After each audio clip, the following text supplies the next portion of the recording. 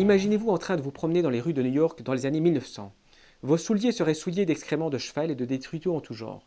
Vos narines du XXIe siècle trouveraient difficile à supporter les fumées et odeurs en tout genre, et notamment celles des animaux en putréfaction. En outre, vous devriez contourner les cadavres de chevaux.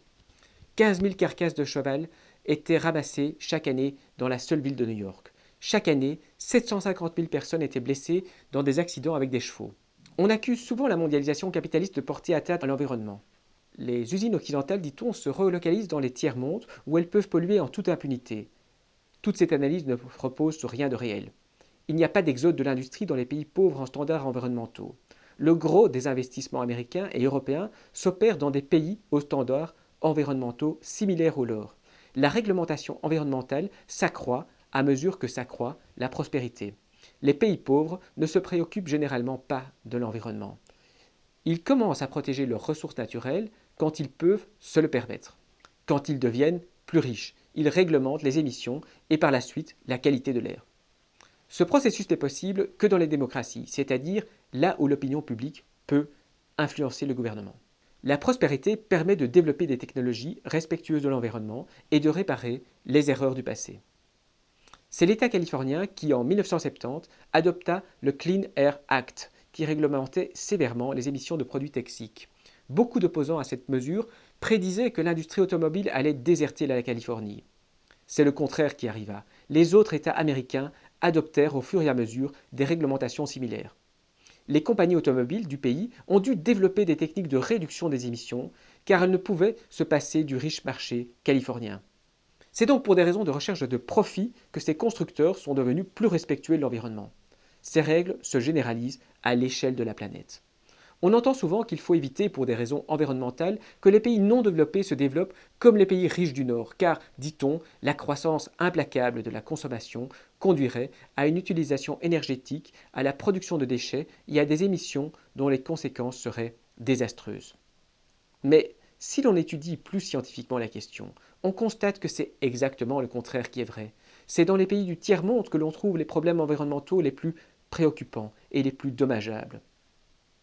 Chaque jour, dans les pays en développement, 6 000 personnes décèdent en raison de la pollution de l'air résultant de l'utilisation du bois, de la bouse et des déchets agricoles pour se chauffer et pour cuisiner à domicile.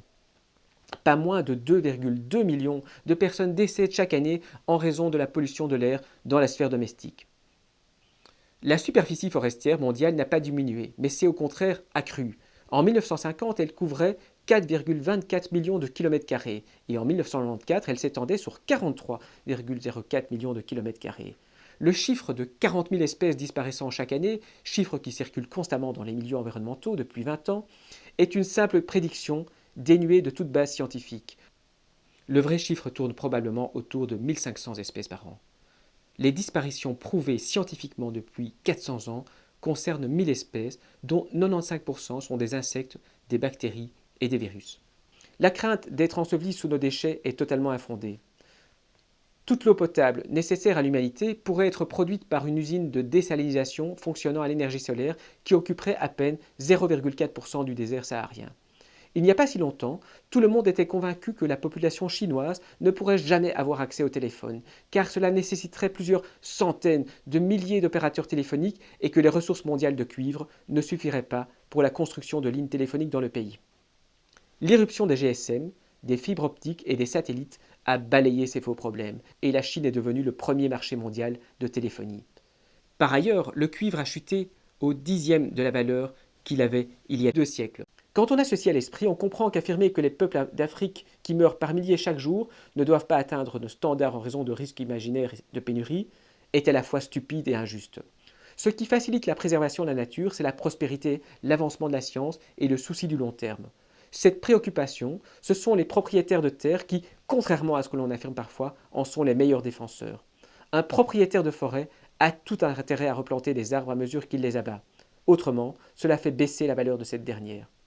Un gouvernement, par contre, n'est pas mu par des intérêts à long terme, raison pour laquelle la forêt amazonienne se déboise rapidement depuis 1960. Il y a quelques années, un satellite photographiant la lisière du Sahara a constaté une petite tache verte au milieu du sable. Le désert s'était étendu tout autour en raison d'une surexploitation par les nomades. cette petite zone était une propriété privée, soigneusement entretenue par des propriétaires fermiers.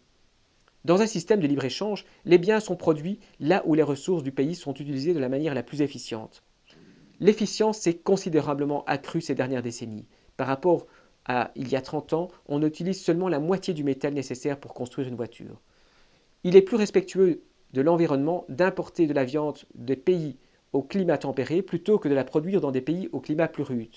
Beaucoup d'activités, agriculture, pêche, déboisement, etc., qui à tel ou tel endroit constituent un gaspillage de ressources, cesseraient d'être exercées si on arrêtait de les subsidier. La production du bétail en Europe est un bon exemple. Les subsides phénoménaux consacrés à l'élevage conduisent à un élevage intensif qui nuit non seulement à notre environnement, mais aux animaux eux-mêmes. Ils sont confinés dans des enclos, transportés dans des conditions générant beaucoup de souffrance et reçoivent de la nourriture fabriquée à partir de carcasses broyées de leurs congénères. Une meilleure idée serait d'abolir les barrières tarifaires et d'importer cette viande des pays sud-américains, où ce bétail est élevé sereinement, dans d'immenses prairies verdoyantes. Malheureusement, ces tarifs douaniers, équivalents à plusieurs centaines de pourcents du prix du bien, empêchent actuellement la réalisation de cette solution de bon sens.